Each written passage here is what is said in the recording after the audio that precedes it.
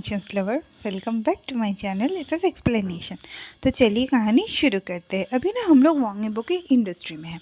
वांगीबो का जो मीटिंग था वो ना 5 घंटे से चल रहा था। सुबह को 11 बजे शुरू हुआ था और अभी शायद शाम के 4 बज चुका था और सब लोग ना बक बक बक बक किए जा रहा था। पर वांगीबो के कान में एक ईयरफोन्स था जिससे वांगीबो शाहजहान जो बक बक कर रहा था घर में अपने डिवाइस के थ्रू वो सुन रहा था और नीचे अपने फ़ोन में अपने घर का सीसीटीवी फुटेज देख रहा था। ऐसे ऐसे मीटिंग चल रहा था। तभी एक लोग ओपोनेंट से उठ के उसको बोलते हैं कि सर तो ये डील फाइनल रहा। और वांगीबो ने ना कोई जवाब नहीं दी क्योंकि वो एकदम ना शाहजहान में मेस्मराइज हो गया था, शाहजहान में खो गया था। और वो ना बोल रहा था कि फाइनल नहीं है, क्या बोलना चाहते हैं मिस्टर वांगीबो। और वो लोग ना बहुत डर चुके थे क्योंकि वांगीबो कुछ नहीं बोल रहा था, बस नीचे देख रहा था। तो लीबो है ना उसको कहता है सर, और पीछे से वांगीबो ना एकदम भौचक्का रह जाता है कि क्या हुआ, ये लोग क्या बोल रहे हैं, क्योंकि वो तो शाहजहान को देखने में, शाहजहान को सुनने में बिजी था। तो लिबोवन उसको पीछे से कहता है फाइनल। तो वो ना एकदम मतलब इमीडिएटली बोलता है हाँ हाँ ये डील फाइनल है, कोई प्रॉब्लम नहीं है। और सब लोग ना एकदम गेटअप होते हैं सोफ़ा से, हैंडशेक करते हैं और निकल जाते हैं कि प्रोजेक्ट खुशियों की खुशी में। और दूसरी तरफ ना वांगीबो मतलब अपने घड़ी को देखता है और रेडी होता है घर जाने के लिए। कहता है चलो अभी घर चलते हैं। वांगीबो ना बहुत जल्दी जल्दी चल रहा था और उसने अपना फ़ोन बाहर निकाला था शाहजहान को फिर से देखने के लिए। शाहजहान अभी गार्डन में था और वो ना एक नंबर सर्च कर रहा था शाहजहान को कॉल करने के लिए। और सारे जो असिस्टेंट्स थे वो ना लिबोवन को बस देख रहे थे क्योंकि वांगीबो का भी बहुत काम था और लिबोवन को समझ नहीं आ रहा था कि इस सिचुएशन को किस तरह से हैंडल करी, क्योंकि अभी ऑफिस का काम है। और वो वांगीबो को देख के ये एकदम पता चल चुका था कि वांगीबो तो अभी घर जाना चाहता है, वो तो अभी और रहेगा नहीं। और दूसरी तरफ वांगीबो शाहजहान को कॉल करता, उससे पहले उसके फ़ोन पे एक और रिंग होता है जो उसका मम्मी का होता है। वो देखता है और वांगीबो को मतलब लिबोवन को फ़ोन दिखा के बोलता है क्या कुछ काम बाकी है। और लिबोवन ना एकदम कहता है नहीं, सब हम कल कवर करेंगे, क्योंकि लिबोवन को पता चल चुका था कि कैरामन ने उसको कॉल क्यों किया था। और वो ना बाकी लोगों को बोलता है कि बाकी सब हम काम बाद में करेंगे, कल के लिए पोस्टपोन कर दो। और वांगीबो साइड में चला जाता है। उसके मॉम को वो कुछ नहीं बोलता, बस फ़ोन को पकड़ता है। उसका मॉम बोलता है तुमने कुछ कहा नहीं, बस कॉल को रिसीव किया। तुम अपने दिमाग में ये क्वेश्चन कर रहे हो ना कि मैं तुम्हें क्यों कॉल कर रहा हूँ, फिर भी तुम चुप हो। मैं किस तरह से हर बार तुम्हें जान लेता हूँ। तो वांगीबो ना बोलता है बताइए आप क्या हुआ है। और कैरामन बोलता है मैंने उसको ठंडे पानी में सारा रात के लिए रख दिया था। वांगीबो बोलता है उसने मेरे बेटे को मारा है। वो उसका खून बह रहा था फिर फ्रीज हो गया क्योंकि वो ठंडे पानी में थी। चलो अभी हम उसको जाते हैं, इसको एक एक्सीडेंट दिखाना है, मैं और उसको ज़िंदा नहीं रख सकती। वो बोलता है कि ठीक है मैं जा रहा हूँ, आप मेरे जाने तक कहीं पे भी मत जाइए। कहता है हाँ शाहजहान कहाँ है, क्या मैं फेंगमिंग जिंग को भेज दूँ। तो बोलता नहीं मैं लिबोवन को भेज दूँगी। ओके, और फ़ोन कन्वर्सेशन एंड हो जाता है और वांगीबो अपने सारे असिस्टेंट्स को जाके बोल देता है कि देखो सारा काम कल के लिए पोस्टपोन कर दो और अभी सब चले जाओ। और लिबोवन ही सिर्फ वहाँ पे खड़ा था, उसको कहता है घर जाओ, शाहजहान का ख्याल रखना और हाँ उसके सामने मत जाना वरना बहुत सारे सवाल पूछेगा।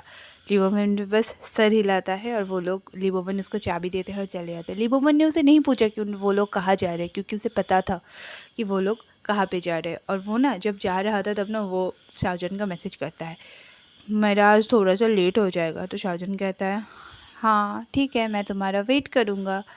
और तो वांगीबो कहता है आई लव यू मोर।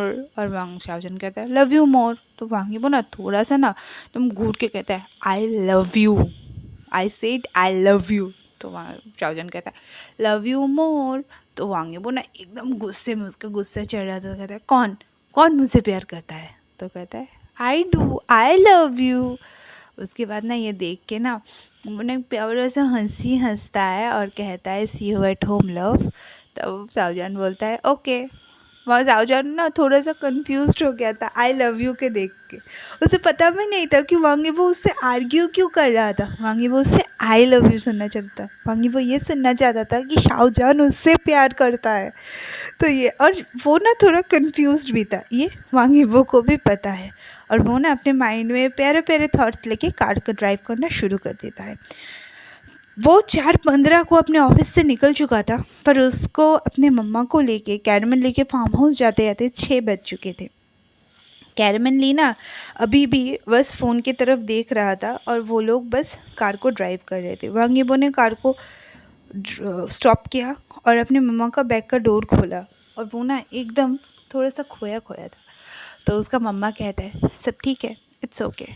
और वांगीबो अपना सर हिलाता है और अपनी मम्मी को व्हील चेयर में लेके मेंशन की तरफ जाता है। और वो ना उसका मम्मा का अभी वो चल सकती थी, पर डॉक्टरों ने उनको सजेस्ट किया था कि वो व्हील चेयर ही यूज़ करे, क्योंकि वो अभी फुल्ली रिकवर नहीं हुई थी। और उसके बहन के साथ भी यही हुआ था। तो वांगीबो उससे पूछता है कि आप ठीक है? तो उसका मम्मा हाँ कहता है। वांगीबो बस अपना सर हिलाता है और अचानक से ना वांगीबो का फ़ोन बज़ करके उठता है। पूरे रास्ते वांगीबो का फ़ोन बज़ कर रहा था, रिंग हो रहा था। अगर नहीं हो रहा था तो वो खुद से शाहजहान को मैसेज कर रहा था, क्योंकि वो ना शाहजहान को बहुत मिस कर रहा था। तो उसके फ़ोन में एक मैसेज आता है, मैंने अभी अभी खाना खाया, तुम कब घर वापस आओगे? और वांगीबो ना चाहता था ये मैसेज को पढ़ के कि वो दौड़ के अपने शाहजहान के पास चला जाए, वो बस भाग के अपने शाहजहान के पास चला जाए, पर ये तो पॉसिबल नहीं था ना। उसने लिखा, मैं जल्दी घर आ जाऊँगा और आज के बाद मैं कभी भी लेट नहीं होऊंगा, प्लीज़ थोड़ा सा रेस्ट कर लो बेबी। और उसके बाद ना शाहजहान उसको लिखता है, ओके मैं तुम्हारा वेट करूँगा। वांगीबो ना वो वेटिंग देख के ना उसको पता चल चुका था कि शाहजहान बहुत ही अकेला फील कर रहा है, और वो ना शाहजहान के पास भाग के जाना चाहता था, पर अभी नहीं हो सकता था। तो उसने अपनी मम्मा को कहा चलिए, और कैरमन ने बस अपना सर हिलाया और वो लोग अपने मेंशन की तरफ चले गए। बस दोनों ने, एक बॉडीगार्ड्स ने आके दरवाज़ा खोला और वहाँ पे सारे लोग थे। और कैरमन ने धीरे से पूछा, क्या वो अभी भी ठंडे वाटर पानी में है? तो एमिली ने कहा, हाँ वो है। क्या सब कुछ रेडी हो चुका है इसे एक्सीडेंट दिखाने के लिए? तो एमिली, एक बॉडीगार्ड ने बोला, हाँ सब रेडी हो चुका है। कैरमन ने बोला, उसे ठंडे पानी से बाहर निकालो। एक बॉडीगार्ड ने यस मैम कहा, और एमिली की उन्हें एक फ़ोटो दिखा के बोला, मैम ये इसका कार है, हम उसको फ्रंट सीट में भेजेंगे तो वो एकदम ना एक्सीडेंट लगेगा। कैरमन ने बस अपना सर हिलाया और वांगीबो और कैरमल उस रूम की तरफ एंटर किए जहाँ पे 2 बॉडीगार्ड्स बैठे थे, और वांगी शुआन को ना वो ठंडे पानी के बाथटब से निकाल चुके थे। वांगीबो और कैरमल ने ना सब कुछ देखा था। एमिली की टैबलेट में उनको सब दिखा रही थी।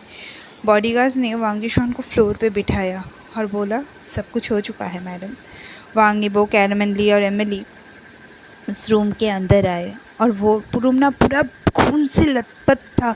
वो जो बाथटब था, उस बाथटब का पानी एकदम लाल हो चुका था, क्योंकि उसके हाथों से नॉन स्टॉप खून बह रहा था। वांगजी शुआन धीरे धीरे सांस ले रही थी। वो कभी भी मर सकती थी। उसका बॉडी, उसका फेस पूरा सफ़ेद हो चुका था और ठंडा हो चुका था। उसके हाथों से शायद उसके बॉडी का सारा खून बह चुका था, और उसका बॉडी ना थोड़ा थोड़ा फीका फीका ब्लू कलर का हो चुका था।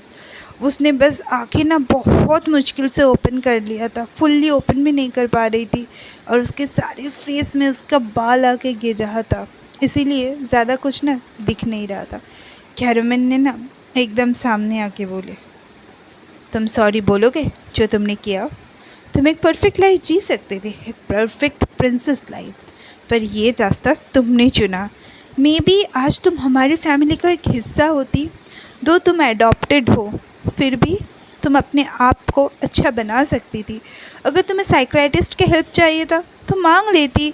ईजो, सीसी, यूबिन हंसते हंसते तुम्हें हेल्प कर लेता। आई विश तुम एक अच्छी लड़की होती, एक ईवल पर्सन नहीं। तुम एक अच्छी लड़की होती तो आज तुम वांगजी शो और सीसी की बेटी होती, और यूबिन की ट्विन सिस्टर होती, ईबो की दोस्त होती, हमारे फैमिली का एक हिस्सा होती। पर तुम नहीं मानी। तुमने अपना डेथ खुद लिखा है, पर तुम्हें लास्ट चांस मिल रहा है। एक बार माफ़ी मांग लो मरने से पहले, क्योंकि तुमने मेरे सन को मारा है। सॉरी बोल दो। तो वो ना पूछती है, सॉरी? कैरमली अपने हाथे को मुट्ठी को ना एकदम टाइट कर लेती है, क्योंकि उसे लगा था वांग जिशुआन शायद मरने से पहले अपना गुनाह कबूल कर ले, वो सॉरी बोले। पर वो गलत थी। वांग जिशुआन ना एकदम कपकपाते आवाज़ में कैसे भी बोलता है, सॉरी सॉरी आपके बेटे को वापस नहीं लाएगी तो क्यों सॉरी बोलूं। पर मैं वो अपना बात कंप्लीट कर पाती इससे पहले ना वांग यीबो उसकी तरफ एक कोल्ड आइज देता है, उसे चुप करा देता है।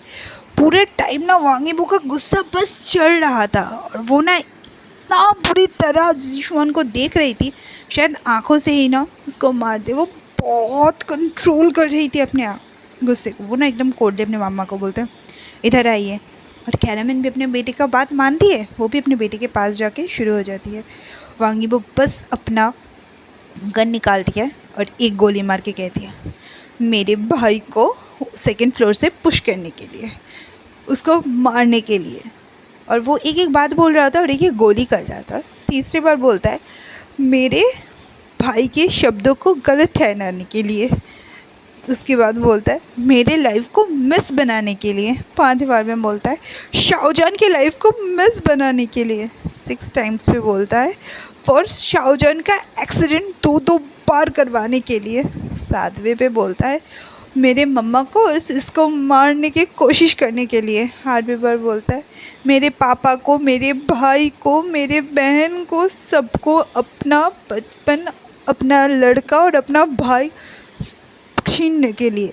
9 बार में बोलता है, सबसे ज़्यादा मेरी मम्मा को उसका बेटा छीन के सफ़र करवाने के लिए। और 10th, हम सब की लाइफ को हेल बनाने के लिए। एक बार नहीं, वांग यीबो ने उसे 10 गोलियां मारी थी और वो तब तक मर चुकी थी।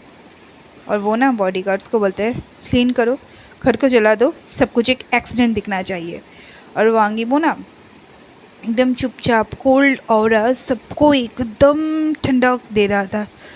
वांग यीबो कैरामन ने स्लोली वांग यीबो का हाथ पकड़ा और ज़ोर से सांस लिया। और सब ना कैसे भी बहुत गुस्सा था वांग यीबो, तो सब लोग कैसे भी बोलता है, ठीक है चलिए मॉम।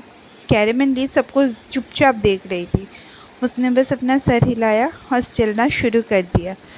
रूम को छोड़ने से पहले ना एमिली क्यू की तरफ वो लोग देख रहे थे और निकल गए। एमिली क्यू अभी तक नहीं निकली थी। उसने ना कुछ नोटिस किया था, कुछ तो था जो शायद जिशुआन बोलना चाहती थी मरने से पहले। शायद वो गलत समझ रही थी, क्योंकि उसके मुंह पे ना पूरा बाल था। तो एमिली क्यों धीरे धीरे बोली, मुझे लगा मैं गलत समझ रही हूँ, पर क्या सच में मैंने वो देखा वो सही था।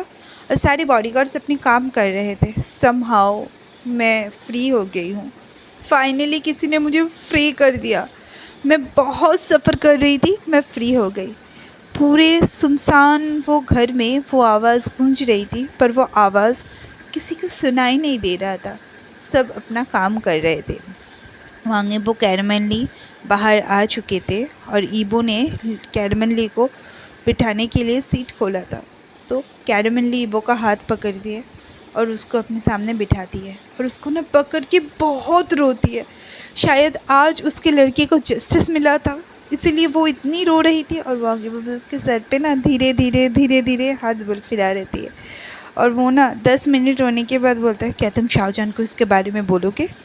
तो यीबो कहते हैं बाद में। कैरामन ली अपना सर हिलाती है और वांग यीबो उसको पीछे सीट में बिठा के चल जाती है। वांग यीबो को आज समझ में आज दोनों को बहुत रेस्ट की ज़रूरत थी, कैरामन ली और यीबो को, क्योंकि वो लोगों ने बहुत बड़ा काम किया था। उन लोगों के सर से बहुत बड़ा बोझ निकल चुका था और दोनों घर की तरफ चले जाते हैं। तो आज की कहानी मैं यहीं पे ख़त्म करती हूँ।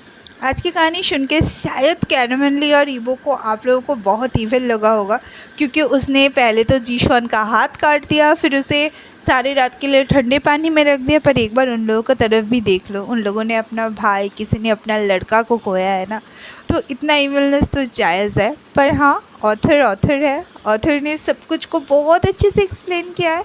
तो बाद में कल को देखेंगे कि क्या होता है वांग यीबो के साथ, शाओजान के साथ, उन लोगों का लाइफ कितना स्वीट बनता है, क्योंकि सबसे बड़ा विलेन का तो अभी काम ख़त्म हो चुका है ना। तो चलिए मेरे चैनल को लाइक कीजिए, शेयर कीजिए, सब्सक्राइब कीजिए। Okay bye.